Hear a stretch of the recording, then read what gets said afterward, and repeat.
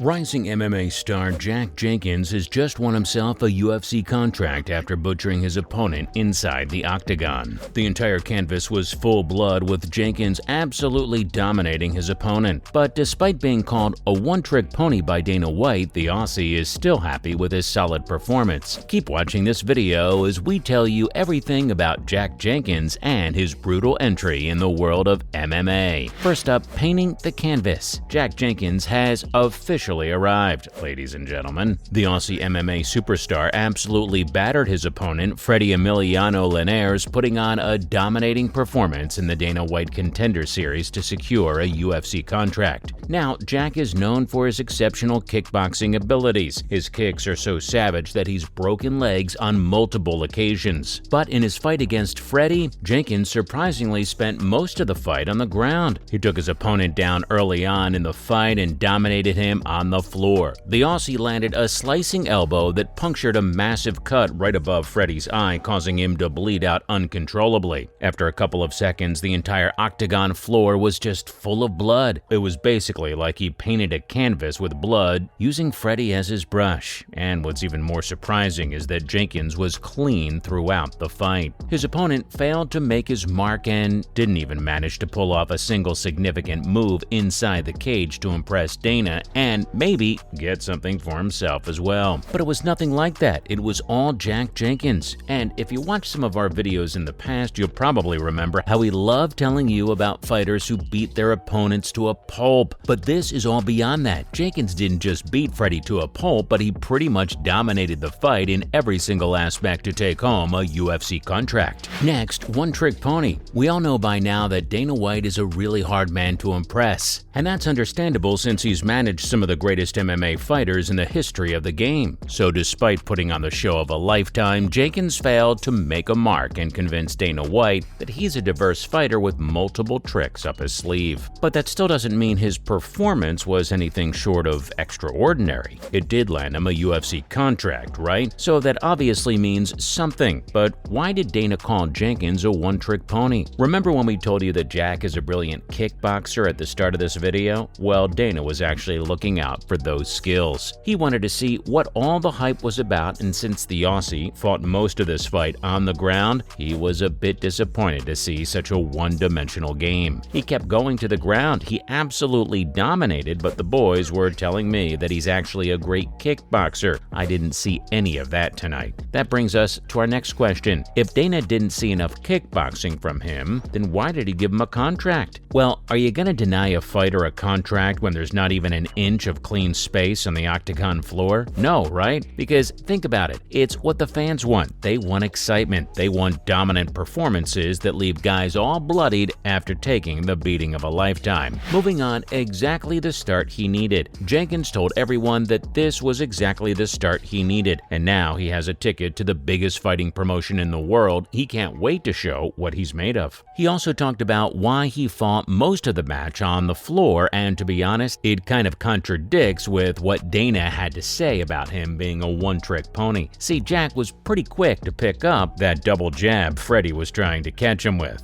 And when you have such a tall opponent like Freddie trying to cover the distance and land a quick jab, it's really easy to tap that front leg. Or at least it's easy for Jenkins. So that's basically the reason why he spent most of the time on the ground, because if he stayed up and tried to kickbox his way to a victory, he'd be putting himself in a tricky situation with Linares being able to catch him with a quick jab. We're not saying Dana is wrong on his part to call him a one-trick pony, but when you think about the strategy and how Jenkins dealt with his opponent, it makes complete sense to fight on the ground. Let's talk about his dedication. We can't even start to tell you about how dedicated Jenkins is when it comes to his craft. The guy loves fighting so much that he didn't even care when his protective cup came loose, almost falling out of his pants. Let's put it this way. Jack was so into the fight that even if his pants dropped, we don't think he would have stopped. So who knows, maybe Dana looked at the entire performance and now the new kid didn't even budge when when his shorts were about to slide off. We can't wait to see Jenkins make his first appearance inside the cage. Like Bo Nicol, the boss will probably test him a bit by handing him some unranked opponents. If he's able to prove that he's a consistent fighter with a hunger to win, then that's when the real action starts. But have no doubt, he's here to stay. Time for some more on the UFC. Up next, we have Liftoff. A few days back, Islam Makhachev was talking about how Charles is yet to be seen in Abu Dhabi, and he's getting a feeling that he'll probably be a no-show. But the champ has taken off, and he's on his way to Abu Dhabi with less than 2 weeks left in the fight for the lightweight title. This is probably the first fight in ages that his fans hyped up without any effort from the UFC whatsoever. Usually the promotion has to spend a lot of money to build hype and attract the audience, but the fans cannot wait to see two of the biggest forces in the division square off for the title. Islam is the favorite going into the fight, and what's interesting is that Adriano Martins, the only guy to have ever knocked him out, has sided with the Brazilian. He didn't throw any shade or disrespect and called the Russian an exceptional fighter and athlete. But he did say that he doesn't have enough experience to take on someone so skilled and diverse as Oliveira. And while we think this is going to be a really close fight, our money is on Charles. He just has too much experience defending his belt. Now for Justin Gaethje. Justin has weighed in the Charles versus Islam fight as well, and he thinks the fight will be one of two extremes. What does that even mean? Well, he thinks it's either going to be amazing or really boring. There's no in-between. And to be honest, it makes complete sense why he'd be saying something like that. Since it's pretty much Islam's first appearance as a title contender, he's going to be really cautious and nervous. He won't be taking risks, and he'll probably try to stick to the basics. You know, he'll try to grapple Charles and hopefully take the fight to the ground. And Oliveira, on the other hand, is a seasoned fighter. He has nothing to prove to anyone, so he'll probably be much more aggressive.